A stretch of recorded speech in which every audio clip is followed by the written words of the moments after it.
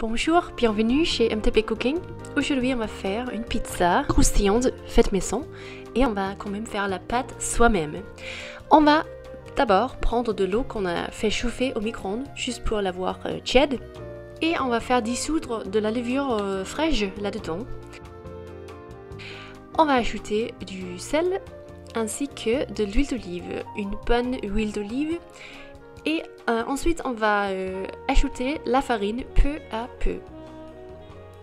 On commence par, on peut mélanger avec une cuillère en bois et on va juste au fur et à mesure ajouter plus de farine. Et il y a un moment où on peut voir que ça commence à être une pâte, comme une petite boule de pâte. Et là, on peut verser le tout sur un plan de travail. Et pour continuer le mélange et pétrir aussi sur ce plan de travail. On va faire ça maintenant et on va pétrir pendant environ 10 minutes. Il faut utiliser ce temps-là parce que il faut vraiment avoir incorporé la farine dans la pâte et s'assurer que la pâte ne colle plus au doigt ou au plan de travail. Donc on va pétrir pendant ces 10 minutes environ. On va utiliser des forces parce que ça aussi c'est important pour vraiment intégrer le tout, la farine dans les autres ingrédients. Voilà, on va vous montrer une bonne astuce, c'est après le pétrissage, on peut frotter la boule de pâte avec de l'huile d'olive pour s'assurer que ça ne va pas coller au bol parce qu'on va mettre ça au frigo pendant au moins 24 heures pour se lever. Et aussi l'huile d'olive va donner une bonne croustillance à la pizza. Voilà, ici on a attendu 24 heures où la pâte s'est levée. On peut aussi attendre 48 heures si on en a ce temps. Et on va diviser la pâte en 4. En fait, on ne va pas du tout pétrir la pâte après le levage. C'est important.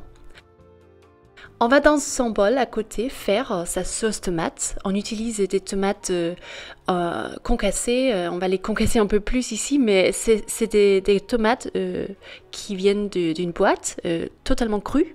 On va saler, on va poivrer, ainsi que d'ajouter une bonne vinaigre de balsamique pour avoir un touch un peu sucré, un peu aigre. Ça c'est super bien.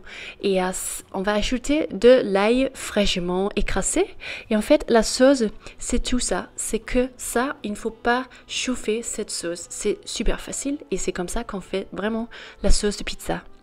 Ici, on prend une des boules de pâte. On a fait 4 avec cette recette. C'est pour 4 petites pizzas.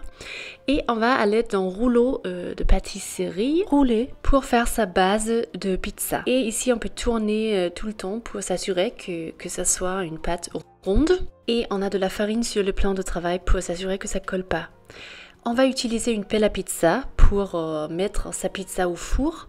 On a préchauffé le four au maximum. Pour notre four, c'est 275 degrés Celsius. Et on a aussi mis une pierre à pizza là-dedans qui est bien chaude maintenant. Voilà, on a fariné la pelle à pizza pour s'assurer que la pâte ne colle pas. Ce qui est super important et il faut travailler vite ici pour que ça ne colle pas, que la farine ne soit pas absorbée par la pâte. Et on peut maintenant mettre de la sauce tomate au-dessus, mais pas trop parce qu'on ne veut pas que ça soit trop mou comme résultat.